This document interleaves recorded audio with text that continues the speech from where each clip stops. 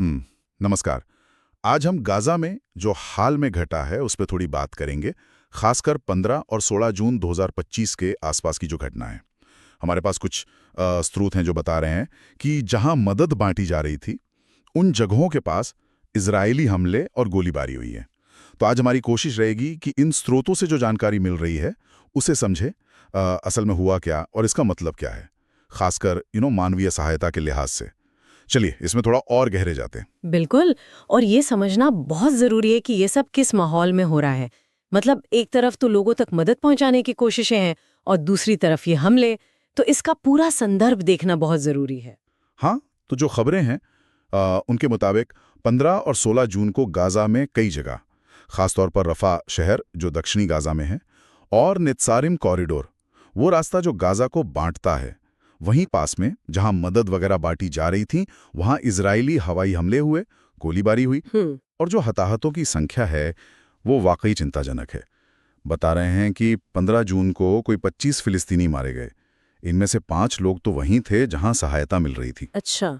और बेत लहाया में भी अलग से हमले हुए, वहां भी 7 और लोग मारे गए। फिर अगले दिन 16 जून को रिपोर्ट्स कह रही हैं कि करीब 40-41 लोग मारे गए। 40-41? हाँ, और इनमें से कई रफा के सहायता केंद्र के पास ही थे और 200 से ज्यादा लोग घायल भी हुए हैं। तो मतलब बात गंभीर है। हाँ, ये आंकड़े तो वाकई डराने वाले हैं।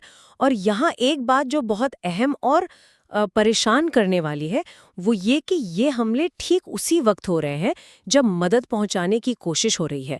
कुछ आलोचक तो यहाँ तक कह रहे हैं कि ये जो सहायता वितरण का नया सिस्टम बनाने की कोशिश हो रही है वो एक तरह से नागरिकों के लिए घातक साबित हो रहा है। घातक किस तरह से? शायद इसलिए कि जहां मदद बांटी जा रही है वो जगह अब ज्यादा असुरक्षित हो गई हैं या संघर्ष के दायरे में आ गई हैं। मतलब लोग मदद लेने आ रहे हैं और वहीं खतरा बढ़ गया है। संयुक्त राष्ट्र ने भी इस पर काफी गंभीर चिंता जताई है। वो कह रहे हैं कि पिछले कुछ समय में ये जो मदद बांटने से जुड़े काम हैं उसमें 300 से ज्यादा मौतें हुई हैं। 300 से ज्यादा मौतें? जी हाँ, और 2600 से ज्यादा लोग घायल हुए हैं। बाप रे। ये दिखाता है कि सिर्फ मदद लेना भी कितना खतरनाक हो गया है वहाँ। संयुक्त राष्ट्र के जो मानवाधिकार प्रमुख हैं और दूसरे बड़े अधिकारी, उन्होंने भी कहा है कि ये जो नागरिकों की मौतें हो रही हैं ये भयानक है। और उन्होंने इजरायल और हमास दोनों पर जोर डाला है कि अंतर्राष्ट्रीय दबाव बढ़ाया जाए ताकि नागरिकों की सुरक्षा हो सके। हाँ, और इसका असर तो फिर जमीन पर जो समूह काम कर रहे हैं उन पर भी पड़ रहा होगा। जैसे गाजा मानवाधिकार फाउंडेशन है, बिल्कुल, इन जैसे संगठनों के लिए तो मदद पहुंचाना बहुत ही खतरनाक हो गया होगा। रिपोर्ट्स तो ये भी कह रही हैं कि लोग खाना लेने की कोशिश कर रहे हैं और उन्हें गोली मारी जा रही है। हाँ, ये सोचना भी कितना मुश्किल है कि आप सिर्फ खाना लेने जा रहे हो और आपकी जान को खतरा है। सही में। और ये सिर्फ मतलब खाने पीने की मदद की बात नहीं है। संयुक्त राष्ट्र तो लगातार चेतावनी दे रहा है कि गाजा का जो पूरा हेल्थ केयर सिस्टम है वो एकदम चरमरा गया है। हाँ, सुना है। हॉस्पिटल भरे पड़े। बिल्कुल, अस्पताल भरे हैं, जो बुनियादी ढांचा है वो बमबारी से तबाह हो रहा है और आम लोगों की तकलीफें बस बढ़ती जा रही हैं। तो अगर हम इन सारी घटनाओं को इस बड़े कॉन्टेक्स्ट में देखें तो ये बिल्कुल साफ हो जाता है कि मदद पहुंचाना कितना मुश्किल और खतरनाक बन गया है और इसका सीधा असर आम लोगों की जिंदगी पर पड़ रहा है ना? हाँ, बिल्कुल। तो इन सब बातों का निचोड़ क्या है? मतलब पहली बात तो ये लग रही है कि जो ऑपरेशन लोगों का पेट भरने के लिए है, हाँ, वही अब घातक हमलों का निशाना बन रहे हैं। हाँ, ये तो अपने आप में एक अजीब सी दुखद स्थिति है। बिल्कुल। ये एक बहुत बड़ा विरोधाभास है।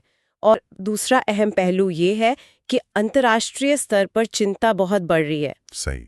ये जो नागरिकों की मौतें हो रही हैं, खासकर मदद लेने की जगहों पर, इससे दुनिया भर के जो मानवाधिकार समूह हैं, जो मानवीय एजेंसियां हैं, वो सब बहुत ज्यादा चिंतित है। वो लगातार सवाल उठा रहे हैं कि भाई नागरिकों की सुरक्षा कैसे होगी। और तीसरा पॉइंट, जैसे आपने भी कहा कि गाजा का जो मानवीय संकट है वो बस गहराता ही जा रहा है। हेल्थ सिस्टम का बेड जाना, अस्पतालों पर बोझ, ये सब दिखाता है कि हालत कितनी नाजुक है।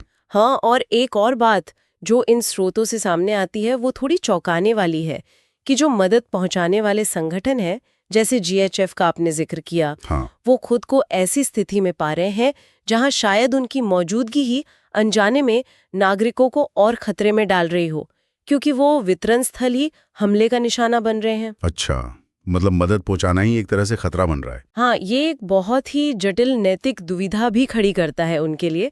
ये घटनाएं साफ दिखाती